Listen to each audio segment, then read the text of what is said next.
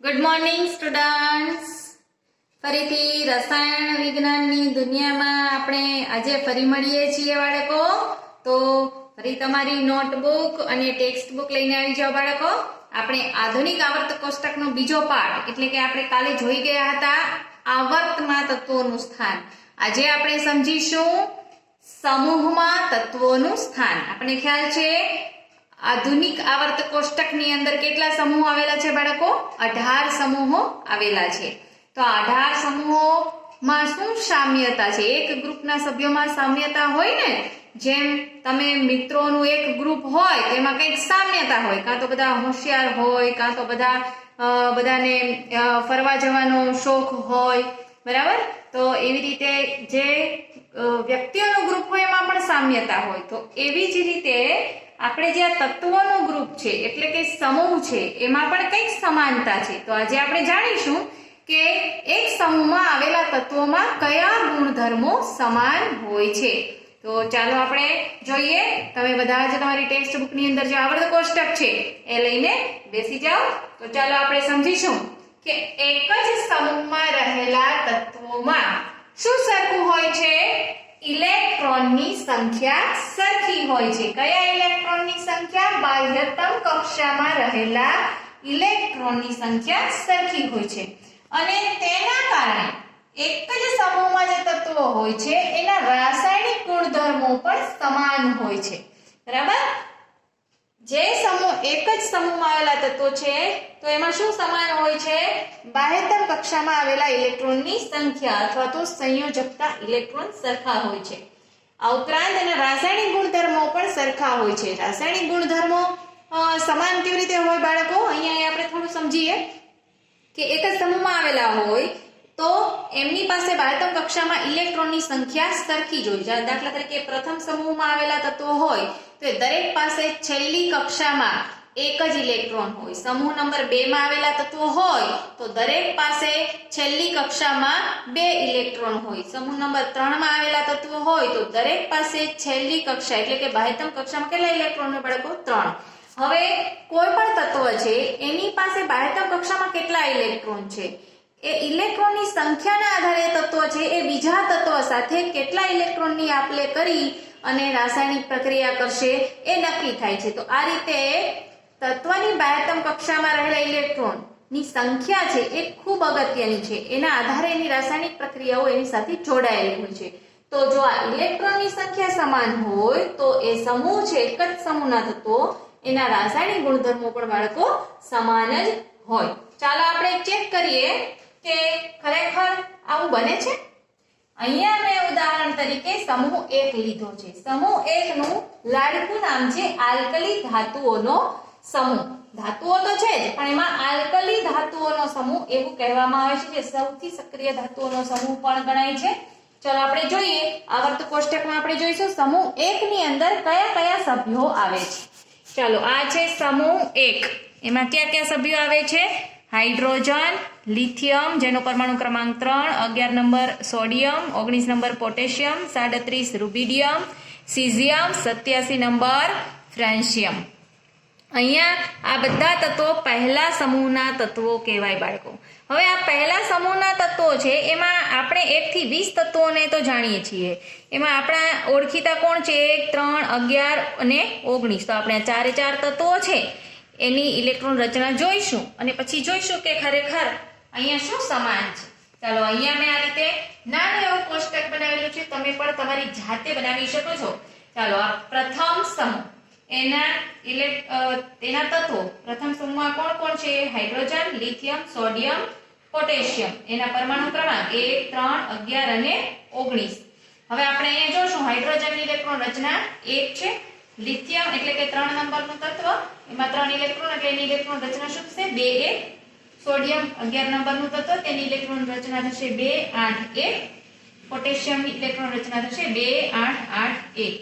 અહીંયા આપણે જોઈશું કે દરેક તત્વ છે એમાં એની કક્ષાઓ કઈ કઈ આવેલી છે. તો ધારો કે હાઇડ્રોજન છે એમાં k કક્ષા આવેલી છે, લિથિયમમાં 2 k અને l, સોડિયમમાં ટોટલ 3 કક્ષા આવેલી છે k, l અને m.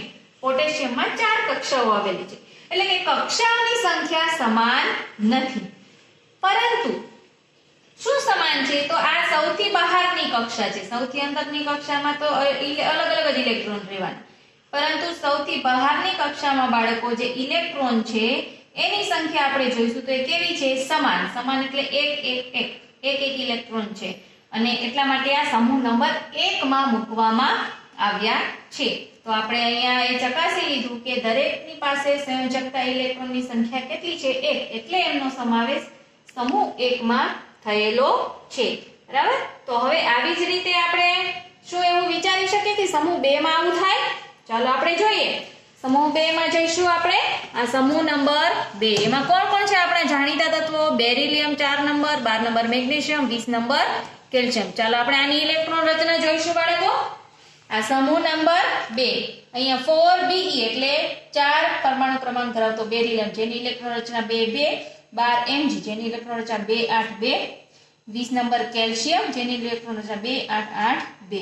અહીંયા આપણે જોયું કે સમૂહ નંબર 2 તો એની બાહ્યતમ કક્ષામાં ઇલેક્ટ્રોનની સંખ્યા પણ 2 છે બાળકો. તો આવી જ રીતે ધારો કે સમૂહ 3 હોય, છેલ્લે કક્ષા બાહ્યતમ કક્ષામાં 3 ઇલેક્ટ્રોન હોય, તો હવે અહીંયા આપણે ફક્ત 1 થી 20 જે તત્વો છે એના સ્થાન છે એના વિશેની જ આપણે માહિતી મેળવીએ છીએ. તો જ્યારે પહેલો સમૂહ અને બીજા સમૂહની વાત થાય છે ત્યારે છેલ્લે 2 ઇલેક્ટ્રોન છે બાળકો. હવે આ સિવાય બાકીના જે તત્વો છે જેમાં છેલ્લે 3 ઇલેક્ટ્રોન હોય, તો 3 માં 10 ઉમેરી અને એ 13મા સમૂહમાં એનું સ્થાન આપણે સમજવાનું છે. અહીંયા આપણે એક ઉદાહરણ લઈએ બાળકો. ધારો કે આ ફોસ્ફરસ છે. ફોસ્ફરસ છે એનું આવર્ત કોષ્ટકમાં સ્થાન સમજાવો, આવો આપણને પ્રશ્ન પૂછાય તો સૌથી પહેલા આપણને શું ખબર હોવી જોઈએ? ફોસ્ફરસનો પરમાણુ ક્રમાંક. તો ફોસ્ફરસનો પરમાણુ ક્રમાંક છે 15. એની સંજ્ઞા છે p. એના ઉપરથી આપણે પહેલા એની ઇલેક્ટ્રોન રચના લખીશું 2 8 5. 8 ને 2 10 ને 5 15. બરાબર? તો આનો મતલબ શું? તો અહીંયા આવર્ત કોષ્ટકમાં તેનું સ્થાન શું થશે? તો પહેલા તો આવર્ત કેટલામું આવર્ત હશે? તો પહેલું, બીજી અને ત્રીજી. કેટલી કક્ષા ભરેલી છે? 3. તો માટે તેથી ત્રીજું આવર્ત. અને હવે સમૂહનો ક્રમ બતાવવાનો છે. તો છેલ્લે કેટલા ઇલેક્ટ્રોન છે બાહ્યતમ કક્ષામાં? 5. બરાબર? તો 5 માં આપણે 10 ઉમેરીએ એટલે કેટલા થશે? 15. તો ત્રીજું આવર્ત છે અને 15મો સમૂહ છે. આ ત્રીજું આવર્ત અને 15મો સમૂહ છે ને, ત્યાં આ ફોસ્ફરસ નામનું તત્વ આપણને જોવા મળે. ચાલો આપણે જોઈએ. ત્રીજું આવર્ત, 15મો સમૂહ. અહીંયા આવર્ત કોષ્ટકમાં જોઈશું. જુઓ આ ત્રીજું આવર્ત. આ ત્રીજા આવર્તમાં આડી લાઈનમાં જશું. 15મો સમૂહ એમાં નીચે ઊભી લાઈનમાં જશું તો અહીંયા આપણને મળે છે ફોસ્ફરસ. તો આ રીતે આપણે આવર્ત કોષ્ટક વગર કોઈ પણ તત્વનું સ્થાન છે એ આ મુજબ આપણે જાણી શકીએ. હજી એક આપણે પ્રેક્ટિસ લઈએ બાળકો. ધારો કે આવો પ્રશ્ન પૂછાય કે 17 પરમાણુ ક્રમાંક કોનો છે અને તેનું સ્થાન દર્શાવો. તો આપણને ખ્યાલ છે, આપણે અહીંયા પરમાણુ ક્રમાંક યાદ રાખવાના છે બાળકો. તો 17 નંબરનું તત્વ કોણ છે? Cl. Cl એટલે કે ક્લોરીન, જેની ઇલેક્ટ્રોન રચના શું થાય? 2 8 7. તો એનું સ્થાન શું થશે? તો અહીંયા કેટલી કક્ષાઓ છે? 3. તો એ શેમાં આવશે? ત્રીજું આવર્ત. છેલ્લે બાહ્યતમ કક્ષામાં કેટલા ઇલેક્ટ્રોન છે? 7. એટલે 10 માં 7 ઉમેરીએ એટલે 7 માં 10 ઉમેરીએ એટલે 17. તો 17મો સમૂહ. અહીંયા આપણે જોઈશું ત્રીજું આવર્ત એટલે આ ત્રીજા આવર્તમાં આડી લાઈનમાં જવાનું. 17મા સમૂહમાં ઉપરથી નીચે અહીંયા આપણને મળે છે ક્લોરીન. બરાબર? તો આ રીતે આપણે આવર્ત કોષ્ટકમાં કોઈ પણ તત્વ છે એનું સ્થાન આપણે જણાવી શકીએ. તો બાળકો આવો પ્રશ્ન એક પૂછાય જ છે પરીક્ષામાં કે ભાઈ આ તત્વનો પરમાણુ ક્રમાંક આપેલો છે તો એનું આવર્ત કોષ્ટકમાં સ્થાન જણાવો. આવર્ત કોષ્ટકમાં સ્થાન એટલે ફક્ત આવર્તની સંખ્યા નથી કહેવાની, આટલામો આવર્ત અને આટલામો સમૂહ, તો એનો પરફેક્ટ આપણને ગુણ મળે છે. હજી પણ આની અંદર બીજો એક પ્રશ્ન પૂછાય છે. અહીંયા થોડુંક હું લઈ લઉં છું. ધારો કે એવો તમને પ્રશ્ન પૂછાય કે કાર્બન નામનું તત્વ છે એ કયા સમૂહમાં આવેલું છે અને તેના જેવા રાસાયણિક ગુણધર્મ ધરાવતું તત્વ કયું હશે? આવો પ્રશ્ન પૂછાય તો શું જવાબ આપશો બાળકો? ચાલો આવડે જ છે મોટા ભાગના સ્ટુડન્ટને. ચલો કાર્બન છે, પહેલા તો એનો પરમાણુ ક્રમાંક આપણને ખબર હોવી જોઈએ. કેટલા નંબરનું તત્વ છે કાર્બન? એનો પરમાણુ ક્રમાંક છે 6. તો આપણે એની ઇલેક્ટ્રોન રચના જોઈશું 2 4. બરાબર? એટલે માટે તેથી આવર્ત કોષ્ટકમાં તેનું સ્થાન પૂછ્યું હોય તો શું આવશે? તો અહીંયા કેટલી કક્ષાઓ છે? 1 અને 2. 2 કક્ષા એટલે બીજું આવર્ત. બીજું આવર્ત. અને સમૂહ કયો? તો છેલ્લે કેટલા છે? બાળતમ કક્ષામાં કેટલા ઇલેક્ટ્રોન છે? 4. તો ચોથો સમૂહ નહીં. 4 ને 10 14. તો 14મો સમૂહ. ચાલો આપણે અહીંયા ચેક કરીએ કે આપણો જવાબ સાચો છે. બીજું આવર્ત 14મો સમૂહ. આ બીજું આવર્ત અને અહીંયા 14મો સમૂહ. જો અહીંયા મળે છે આપણને કાર્બન કે જેનો પરમાણુ ક્રમાંક છે 6. તો આ રીતે તમને આ આખો પ્રશ્ન ડિટેલમાં નથી પૂછાતો બાળકો, પરંતુ આની અંદરથી નાના પ્રશ્નો પૂછાય છે. હવે અહીંયા બાળકો આપણને બીજો એક પ્રશ્ન એ પણ પૂછ્યો છે, તેના જેવા રાસાયણિક, કોના જેવા? કાર્બન જેવા રાસાયણિક ગુણધર્મો ધરાવતું તત્વ બીજું કયું હોઈ શકે? તો જેની પાસે કાર્બન જેવા જ છેલ્લે 4 ઇલેક્ટ્રોન વધતા હોય ને એ તત્વ કાર્બન જેવું હોઈ શકે અને કાર્બનના સમૂહમાં જ આવેલું હોય. હવે આવર્ત કોષ્ટક નથી તો આપણને કેમ ખબર પડે? તો આપણે જોવું પડે કે એવું કયું તત્વ છે કે જેની પાસે છેલ્લે 4 ઇલેક્ટ્રોન આવે છે. બરાબર? અહીંયા મને એ તત્વનો ખ્યાલ છે સિલિકોન. બરાબર? કે જેની ઇલેક્ટ્રોન રચના આપણે કરીએ તો ખ્યાલ આવે વધારે. સિલિકોન છે કેટલા નંબરનું તત્વ છે? 14 નંબરનું. તો જેની ઇલેક્ટ્રોન રચના થશે 2 8 4. બરાબર? તો કાર્બન અને સિલિકોન બંને એક જ ગ્રુપના સભ્યો છે. થોડાક આપણે બધા સભ્યોને યાદ રાખીએ ને તો આપણને વધારે સરળ પડશે એક સમૂહના સભ્યો. બરાબર? તો કાર્બન જેવું બીજું તત્વ કયું હશે? સિલિકોન, કે જે બંને 14મા સમૂહના છે. તો અહીંયા આપણે થોડું યાદ રાખીને આનું LiNaK, HLiNaK, હેલિના કે. બરાબર? અથવા હેલિના કી આ પહેલા સમૂહના સભ્યો છે. બરાબર? પછી BeMgCa, બેરિલિયમ, મેગ્નેશિયમ, કેલ્શિયમ આ બીજા સમૂહના તત્વો છે બાળકો. એવી રીતે અહીંયા 13મા સમૂહમાં કોણ આવે છે?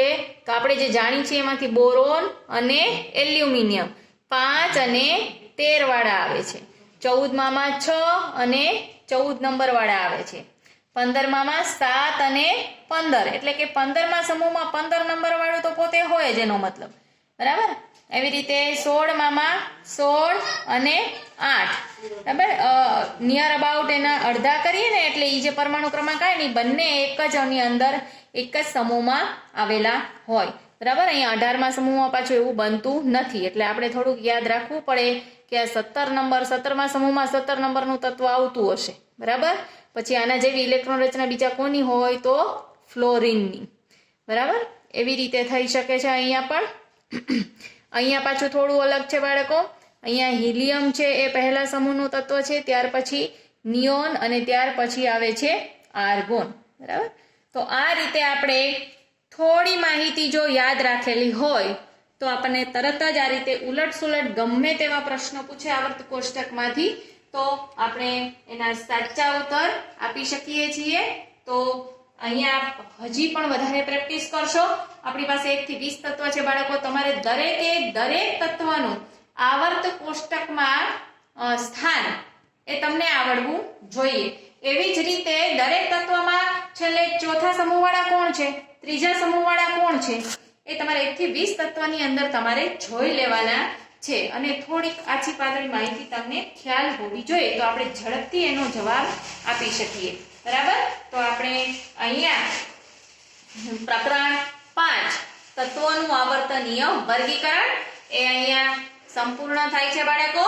તો તમને રસાયણ વિજ્ઞાનનો આ પાયો છે કે જે જો આ સમજાઈ જાય તો કોઈ દિવસ તકલીફ પડતી નથી. બરાબર? તો કેમિસ્ટ્રી છે એ રસપ્રદ બને અને હજી પણ આપણે નવી વાતો લઈ અને ફરી પાછા અને પછીના વિડીયોમાં મળીશું. ત્યાં સુધી આવજો બાળકો.